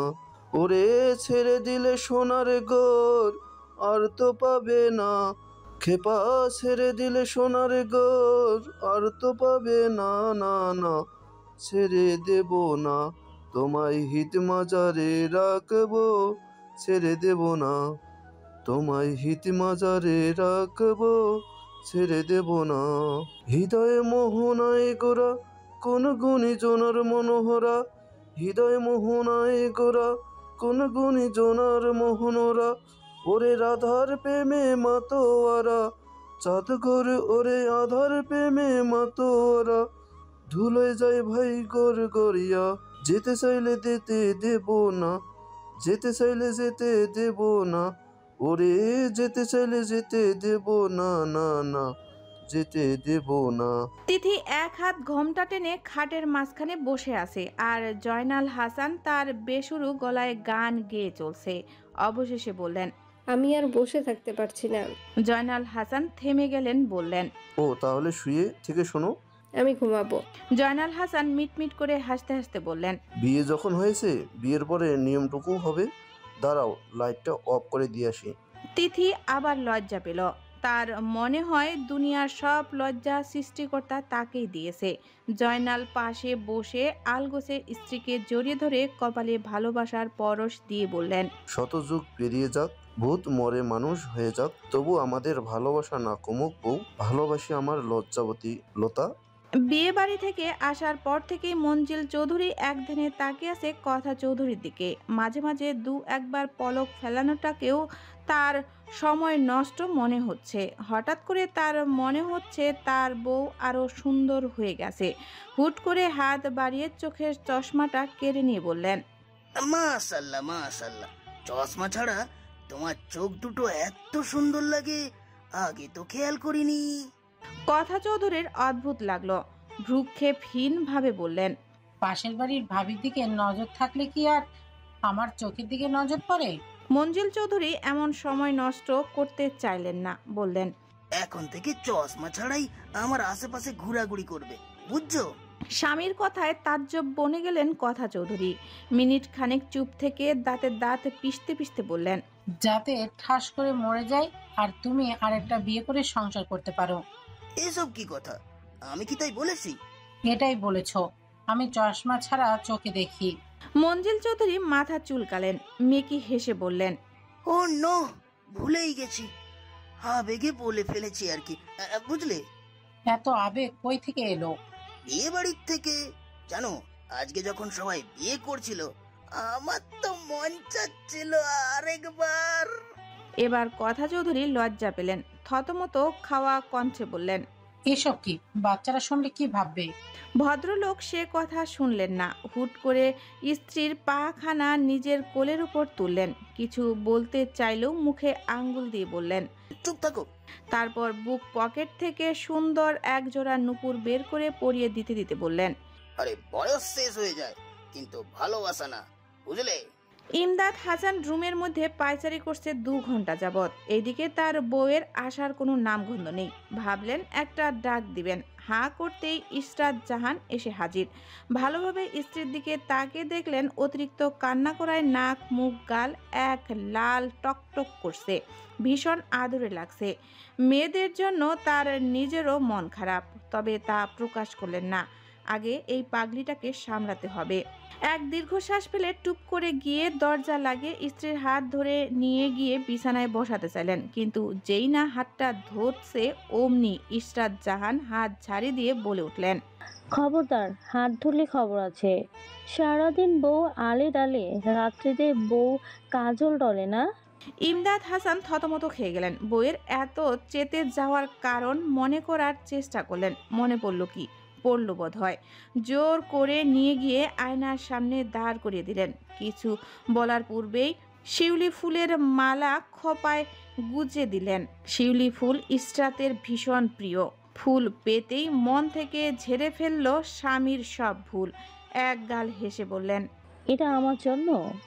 ইমদাদ হাসান মুস্কি হাসলেন। পেছন থেকে জড়িয়ে ধরে আয়নার দিকে তাকিয়ে বললেন, না, আমার বউয়ের জন্য। ইশরাত মুখ ভেঙচি দিয়ে বললেন, আপনি আমাকে একটু ভালোবাসেন না, শুধু ভালোবাসেন আপনার টাকা পয়সাকে।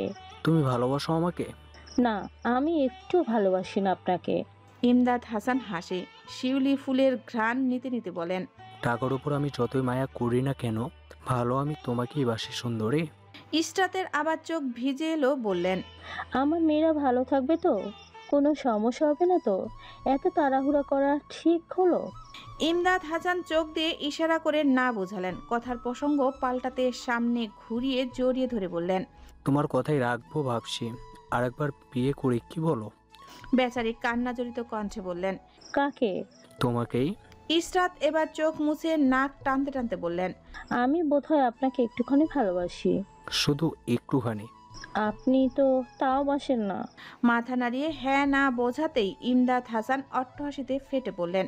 বুকের ওপর কিল পড়তেই থেমে গেলেন। হাসি বন্ধ করে মিহি কণ্ঠে বললেন, আমিও ভালোবাসি, একটুখানি নয়, অনেকখানি। ইভা এক হাত ঘোমটা খুলে রুমের মধ্যে হাঁটাহাঁটি করছে আর স্বাধীনের আসার অপেক্ষা করছে।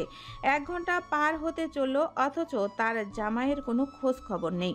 বিরক্ত নিয়ে বারবার উকিঝুঁকি মারছে।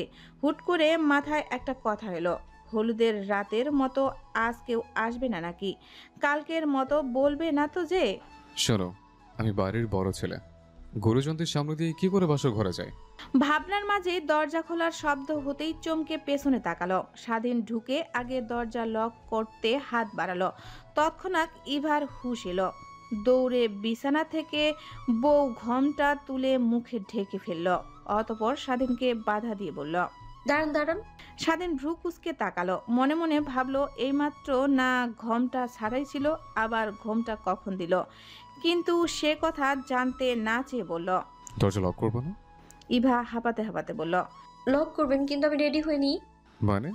মানে আমি গিয়ে বিছানায় বসবো, তারপর আপনি ধীরে ধীরে রুমে এসে দরজা খুলবেন এবং তারপর লক করবেন, ঠিক আছে? এখন বেরোন। কথাগুলো বলেই স্বাধীনকে ঘর থেকে ঠেলে বের করে দিল। বেচারা কি হলো বুঝতে একটু সময় নিল। সেখানেই দাঁড়িয়ে রইল। ইভা পরিপাটি হয়ে বসলো। অতঃপর ডাক দিল, কি হলো, আসুন। স্বাধীন নিজের চুল নিজেই টানতে টানতে ভেতরে গেল। দরজা লক করে আলমারি থেকে কাপড় নিয়ে ওয়াশরুমে যাচ্ছিল চেঞ্জ করতে। ইভা আবার বলল, আগে বউয়ের মুখ দেখতে হয়। স্বাধীন সোফার উপর হাতের কাপড় ফেলে দিয়ে ইভার পাশে গিয়ে চট করে ঘোমটা খুলল। ইভা থতমত খেয়ে গেল। ছোট ছোট করে তাকিয়ে বলল, ধীরে ধীরে ঘুমটা তুলতে হয়। স্বাধীন এবার বিরক্ত হলো না, হাসলো। মিনিট 2 ইভার দিকে চেয়ে থেকে হুট করে মাথা এগিয়ে নিয়ে গিয়ে ইভার ঠোঁটে ঠোঁট ছোঁয়ালো। বিষয়টা এত তাড়াতাড়ি হলো ইভার বুঝতে একটু সময় লাগলো। হুঁশ ফিরতেই চোখ মুখ খিচে পাথরের মতো বসে রইল। না নড়াচড়া করছে, না মুখে কিছু বলছে, শুধু চোখ পিটপিট করছে। স্বাধীন একগাল হাসে। এই মেয়ে তাকে নাকি আবার আনরোমান্টিক বলতো। এটুকুতেই এই অবস্থা। তাকে আরেক দফা লজ্জায় ফেলতে ইভার কপালে আরেকটা চুমু এঁকে দিল। বেচারি সকল জারিজুরি এবার শেষ।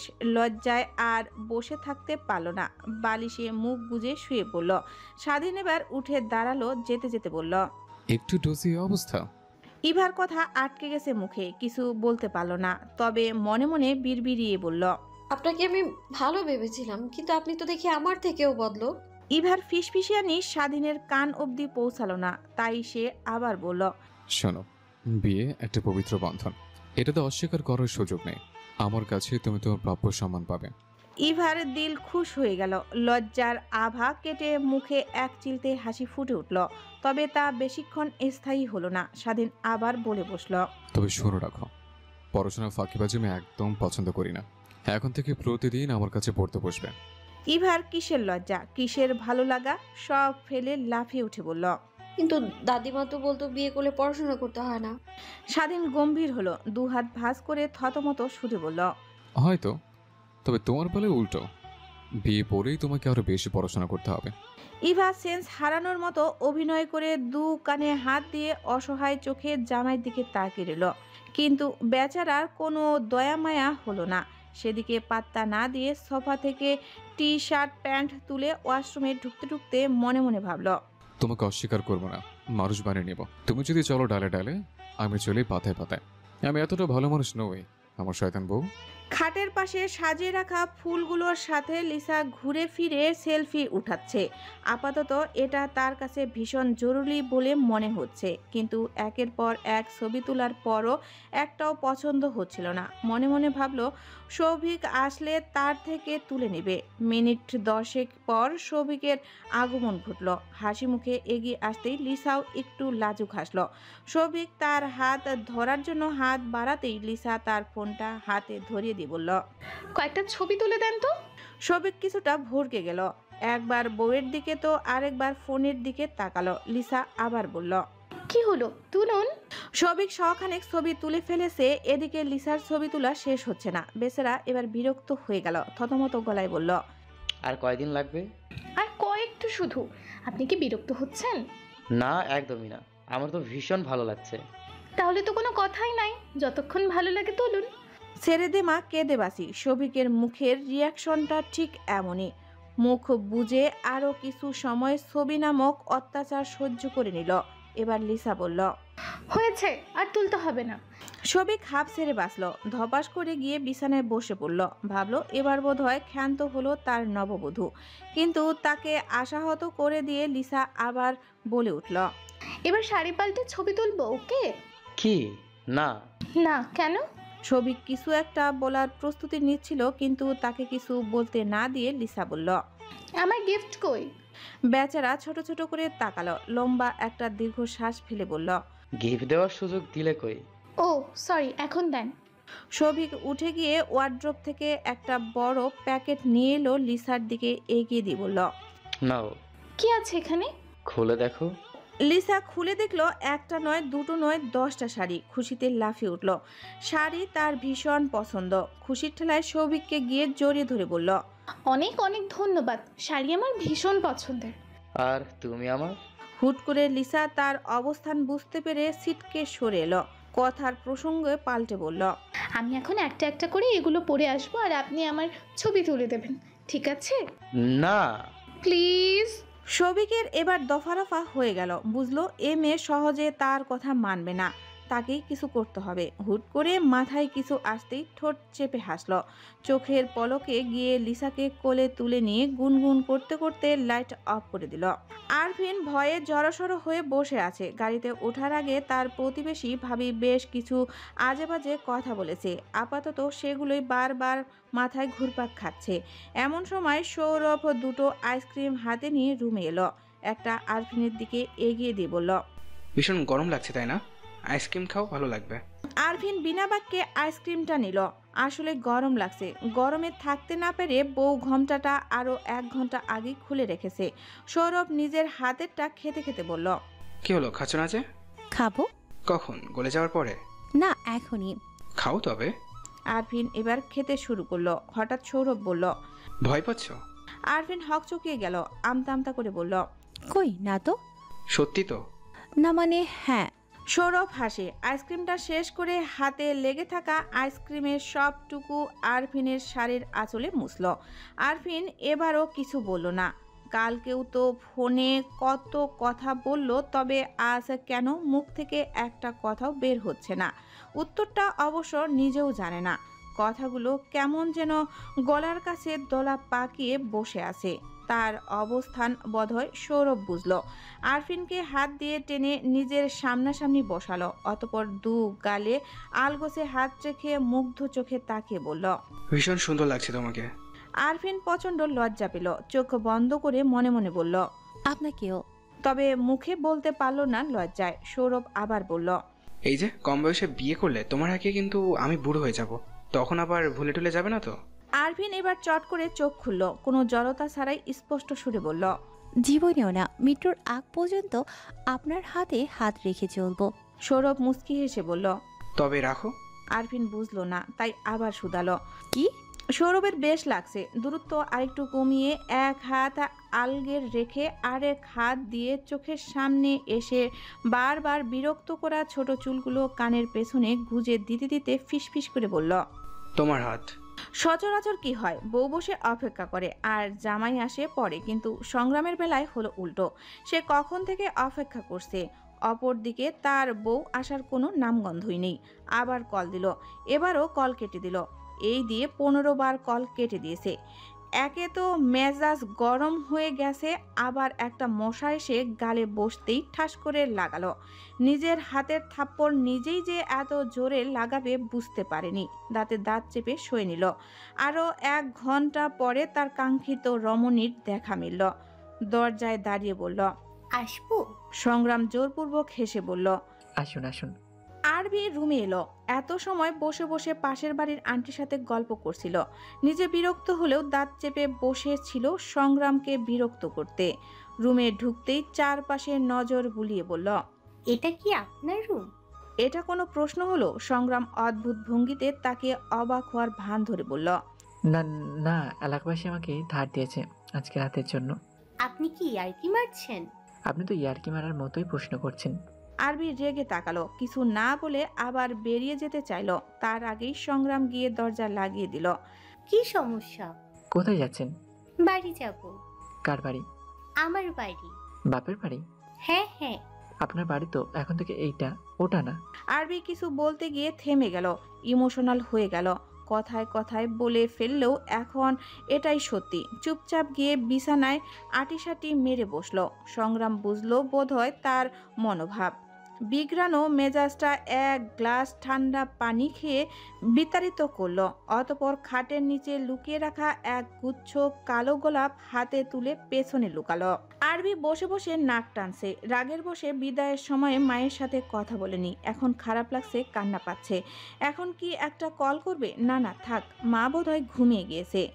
মনকে 7-5 বুঝ দিতে দিতে শান্ত করার চেষ্টা করলো। তখনই সংগ্রাম এসে তাকে হাত ধরে টেনে নিচে এনে দাঁড় করালো। আরবি কিছুটা চমকে গিয়েছে এভাবে আনতে, তবে শান্ত থাকার চেষ্টা করে জিজ্ঞাসা সূচক দৃষ্টিতে তাকিয়ে রইল। সংগ্রাম বুকে একটা ফু দিল, এদিকে ওদিকে তাকিয়ে একটু সময় অপচয় করলো। অবশেষে হাঁটু গেড়ে বসে পড়ল। ইনিয়ে বিনিয়ে মিহি কণ্ঠে একটা গান ধরল। গোলাপ ফুলের জায়গায় আমি দিলাম তোমার জবা, বলো তুমি এইবার কি আমার প্রেমিকা হবা? আরবি আবার নিজের রূপে ফিরে এলো, বলল, কিন্তু আপনি তো আমাকে গোলাপের জায়গায় গোলাপই দিচ্ছেন। সংগ্রামের রোমান্টিক মুডটাই নষ্ট করলো। তবুও বেচারা হার মানল না, আবারও চেষ্টা করলো, বলল, মিসেস আরবি, আপনি আমার প্রেমিকা হবেন? আরবি বুঝলো না, তাই আবার জিজ্ঞেস করলো, প্রেমিকা? সংগ্রাম মাথা নাড়িয়ে হ্যাঁ বোঝালো। ধীরে ধীরে বলল, আপনি আমার প্রেমিকা হবেন, হালাল প্রেমিকা। বউ না হয় পরেই হলেন। তাহলে সংসার? আগে না হয় আমরা প্রেম করব, পরে সংসার চলবে। পটানোর চেষ্টা করছেন? না, আপনার মনে ঘর বানানোর ইট করাচ্ছি। এটা কেমন কথা? আমার মায়ের নাম কথা। আরবি ভ্যাবাচাকা খেয়ে গেল। সংগ্রাম হাসলো, সিনেমার নায়কদের মতো করে বলল, ভালোবাসি তো, একটা সুযোগ দিতেই পারেন। যদি মিস হয়ে যায়? তাহলে আর কি, আর একটা সুযোগ দেবেন? আরবি মনে মনে হাসলো। সংগ্রামের আজকের কথাগুলো তার ভালো লাগছে, সবগুলো বাক্যই মন ছুঁয়ে যাচ্ছে। এই জন্যই বোধহয় দাদিমা বলতো, কবুল বলার সাথে সাথে সৃষ্টিকর্তার তরফ থেকে একটা মায়া, ভালো লাগা, টান তৈরি হয়ে যায়। সংগ্রামের সাথে দেখা হওয়ার পরে এই প্রথম বোধহয় তার কথা ভালো লাগলো। হাত বাড়িয়ে ফুলগুলো নিয়ে নাকের কাছে নিয়ে ঘ্রাণ নিয়ে বলল, ভীষণ সুন্দর। আমি জানি আমি সুন্দর। ফুলগুলো? ও, আর আপনিও। সংগ্রাম বড় বড় করে তাকিয়ে বলল, ঠিক আছেন? আছি। আরবি হাত এগিয়ে দিয়ে বলল, এবার প্রেমিক পুরুষের মতো আমাকে রাতের আধারে ঘুরতে নিয়ে চলুন। সংগ্রাম হেসে শক্ত করে হাতখানা ধরল। সবার নজর এড়িয়ে বাড়ি থেকে বের হয়ে গেল দুজনে। রাস্তার মাঝ দিয়ে হেঁটে চলছে দুটো কপত কপুতি। কে বলবে তারা নতুন বর বউ, বলবে তো একজোড়া সদ্য প্রেমে পড়া প্রেমিক প্রেমিকা। আসিফ হাসি মুখে রুমে ঢুকলো। মেহজাবিনের জন্য গিফট কিনতে যাওয়ায় একটু দেরি হয়ে গেল। মেয়েটা কতক্ষণ যাবৎ অপেক্ষা করছে, এসব ভাবতে ভাবতেই রুমে ঢুকলো। লাইট অফ দেখে কিছুটা অবাক হলো। গিয়ে লাইট অন করতেই দেখলো তার গুণধর বউ বিয়ের সাজগোজ সেরে তার বিছানা দখল করে আরামে সুখের ঘুম ঘুমাচ্ছে। কিন্তু এ ঘুম তার সহ্য হলো না। ভাবলো পানির ছিটা দিবে, কিন্তু তার আর প্রয়োজন হলো না। মেহজাবিন নড়াচড়া করছে একটু পরপর।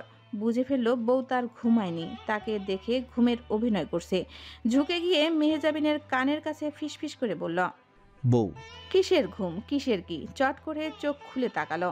তাকে তাকাতে দেখেই আসিফ সোজা হয়ে দাঁড়ালো। মেহজাবিন উঠে বসলো, মুখে বিরক্ত ভাব।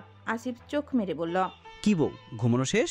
মেহজাবিন হক চোকালো, ভরকালো, আমতা আমতা করলো কিছুক্ষণ। একটু সময় নিয়ে সাহস সঞ্চার করে কপট রাগ দেখিয়ে বলল, কে বউ? কার বউ? কিসের বউ? তুমি বউ, আমার বউ, বিয়ে করাবো। আপনি আমার বউ না। আসিফ অবাক হলো না, পাগলে কিনা বলে দাঁত কেলিয়ে হেসে বলল, আমি তোমার বউ না, জামাই। মেহজাবিন থতমত খেয়ে গেল। রাগের বশে কি সব বলছে। বিছানা থেকে নেমে গিয়ে এদিকে ওদিকে হাঁটতে লাগলো। কিছুক্ষণ পর কথা ঘুরিয়ে বলল, আপনি কি ঝগড়া করতে এসেছেন? না, একদমই না। তোমার হাতটা দাও। কেন? আসিফ দাঁতে দাঁত পিষে বলল, ভেঙে ফেলবো। কি? রিং পরাবো। মেহজাবিনের মস্তিষ্ক বলছে দিস না, আর মন বলছে দে। দোটানায় ভুগতে ভুগতে আসিফের দিকে তাকালো। সে আশা নিয়ে তার দিকে তাকিয়ে আছে। আসিফ কয়েক পা তার দিকে এগিয়ে আসলো। মেহজাবিন পেছাতে গিয়ে সোফায় বসে পড়ল, বলল, দেখুন, আগাবেন না। বেশ, আগাবানা, তবে একটা শর্তে। কি শর্ত? বলো ভালোবাসি। ভালোবাসি না। ভালোবাসি। ভালোবাসি না। কথার ভাঁজে এবার আসিফ লাইন চেঞ্জ করে বলল, ভালোবাসি না। মেহজাবিন ধরতে পারল না, সে তার টোন ধরেই বলল, ভালোবাসি। বলে হাত দিয়ে মুখ চেপে ধরল, কিন্তু তখনই চোখ গেল হাতে জল করা একটা রিংয়ের দিকে। অর্থাৎ আসিফ কথার ফাঁকে তাকে এটাও পরিয়ে দিয়েছে, আবার কথাতেও হারিয়ে দিয়েছে। না, এটা মানা যায় না। হাত থেকে খুলে ফেলার চেষ্টা করতেই আসিফ হাত ঘুরিয়ে পেছনে তার বুকের সাথে লাগিয়ে দাঁড় করালো, বলল, এটা খুলো না, ভালোবেসে দিয়েছি। ভীষণ করুণ শোনালো কথাখানা। মেহজাবিন সত্যি আর খোলার চেষ্টা করলো না, তবে ঝগড়া করাও ছাড়লো না। হাত ছাড়াতে বলল, আগে তো খুব ভাব নিতেন, মনে হতো চিনেনি না, তাহলে ভালোবাসলেন কবে? আমি তো বিয়ের আগে ভাব নিতাম, কিন্তু তুমি বিয়ের পরেও নিচ্ছ। কি ভেবেছো তোমার মনের খবর জানি না নাকি? মেহজাবিন এবার টাসকি খেয়ে গেল। ঠোঁটে আসা বাক্যগুলো আর বের হলো না। আসিফ হাসলো, হাত ছেড়ে দিয়ে পেছন থেকে জড়িয়ে ধরে বলল, নাটক কম করো প্রিয়, তুমি যে আমাকে ভালোবাসো আমি তা জানি। মেহজাবিনের রাগ নাগের ডগায়, নিজেকে ছাড়ানোর চেষ্টা করতে বলল, আপনি রাবিশ কথা বলবেন না। মুখের বুলি ফুটতেই আসিফ তাকে সামনে ঘুরিয়ে নিয়ে বলল, ঝগড়া বাদ দাও, একটু লজ্জা পাও। আপনি কি বলতে চাচ্ছেন? আমার লজ্জা নেই? আসিফ মাথা উপর নিচ করল। মেহজাবিন রেগে যেই না চেঁচাতে যাবে তৎক্ষণাৎ মুখ চেপে ধরল, বলল, চিল্লিও না, জাত যাবে। মেহজাবিন শান্ত হলো। নিজের অবস্থান টের পেতেই লজ্জায় মিলিয়ে গেল। আসিফ মনে মনে ভাবলো, যাক, তার বউয়ের তবে লজ্জা শরম আছে। মুখ ছেড়ে দিয়ে আর একটু শক্ত করে জড়িয়ে ধরে বলল, আমার জীবনে আপনাকে স্বাগত মহারানী। মেহজাবিন কোনো উত্তর করতে পারল না। লজ্জায় মুখ ঢাকতে সামনে ঘুরে আসিফকেই জড়িয়ে ধরল। আসিফের বাবা আজকে সবাইকে নিমন্ত্রণ করেছে। যেহেতু নিজের বাড়ি থেকে ছেলের অনুষ্ঠান করাতে পারেনি, তাই একটু আফসোস হচ্ছিল ভদ্রলোকের। একটা মাত্র ছেলে ওনার, বিয়ে দিয়ে বউ আনতে চাচ্ছেন, তাও বছর দুয়েক আগে থেকে। কিন্তু আসিফ সে কথা মাথা পাতত না। হুট করে মেহজাবিনকে বিয়ে করতে রাজি হওয়াতে কি যে খুশি হয়েছিলেন বলে বোঝাতে যাবে না। আসিফের মা অনেক খাবার দাবারের আয়োজন করেছে। সারাদিন ভদ্রমহিলা একটু দম ফেলারও সময় নেননি। যদিও বুয়া এবং ইভার মায়েরাও সাহায্য করেছেন, তবুও তাকেই বেশি খাটতে হয়েছে। খাওয়া দাওয়া শেষে সবাই জমিয়ে আড্ডা দিতে বসেছে। জয়নাল হাসান তার প্রেমের গল্প করছে আর সবাই অট্টহাসিতে ফেটে পড়ছে। আর অন্যদিকে তিথি লজ্জায় লাল নীল হয়ে যাচ্ছে। মেহজাবিন এবার সবার সামনে মুখ ফসকে বলে বসল, দাদু ভাই, আপনি তো দেখি লাভ গুরু। জয়নাল হাসান মাথা নাড়িয়ে সম্মতি দিল। সবাই আরেক দফা হাসল। মেহজাবিনও হাসতে হাসতে আসিফের দিকে তাকাতেই আসিফ চোখ মেরে ইশারা করে বোঝালো, আমিও। ইভা আজকে স্বাধীনের পরাময় অত্যাচার থেকে মুক্তি পেয়েছে। ভেবেছিল আজকে একটু শান্তিতে থাকবে, কিন্তু তা আর হলো না। আরবি আর সংগ্রামে একে অপরের দিকে তাকিয়ে মুচকি মুচকি হাসিটা সে ভালোভাবে নিতে পারছে না। দুঃখে তার পরাণটা জ্বলে যাচ্ছে। বেচারি আফসোস নিয়ে দীর্ঘশ্বাস ফেলে মনে মনে বলল, ভেবেছিলাম বিয়ের পরে জমিয়ে প্রেম করবো, অথচ বিয়ের পরে জামাই আমার জমানো পড়াচ্ছে, আর আমার পড়াকু বোন পড়াশোনা ছেড়ে জামাইয়ের সাথে টাঙ্কি মারছে। সবই কপাল। ভাবতে ভাবতে কপালে হাত দিতে গিয়ে ব্যাসলেটটার দিকে নজর গেল। এটা তাকে বিয়ের পরের দিন স্বাধীন দিয়েছিল, আর যেভাবে দিয়েছিল মনে পড়তেই লজ্জায় গাল লাল হয়ে গেল। স্বাধীন দৌড়ে দাঁড়িয়ে ইভাকে ব্যাসলেটের দিকে তাকিয়ে মুচকি মুচকি হাসতে দেখে নিজেও একগাল হাসল। সবিক টেবিলের নিচ থেকে লিসার পায়ে গুঁতো দিতে গিয়ে সৌরভের পায়ে দিচ্ছে বারবার। বেচারা পা সরাচ্ছে, সৌরভ আরও এগিয়ে গিয়ে দিচ্ছে। অবশেষে সৌরভ বিরক্ত হয়ে ধীরে ধীরে বলল, ভাই, এটা তোর বউ না, তোর ভাই। সাথে সাথে পা সরে নিল। পাশে বসে থাকা লিসা আর আরফিন দুজনেই মুখ টিপে হাসলো। এমন সময় সৌরভ সৌভিকের বাবা কল দিলেন, দিয়ে সবার সাথে কথা বললেন এবং জানালেন নতুন কাপলদের হানিমুনে যাওয়ার সব খরচ তার। অনেকক্ষণ কথা বলার পর কল কাটার আগে জিজ্ঞেস করলেন, কয় জোড়া কাপল? মঞ্জিল চৌধুরী জানালেন। 5 জোড়া? সাথে সাথে জাইনাল হাসান লাফিয়ে উঠে বললেন, না না, 6 জোড়া, আমিও আছি। সবাই আবারও আরেক দফা হেসে উঠল। এভাবে হাসি খুশি থাকুক বিবাহ সমাচারের পরিবার। সমাপ্ত।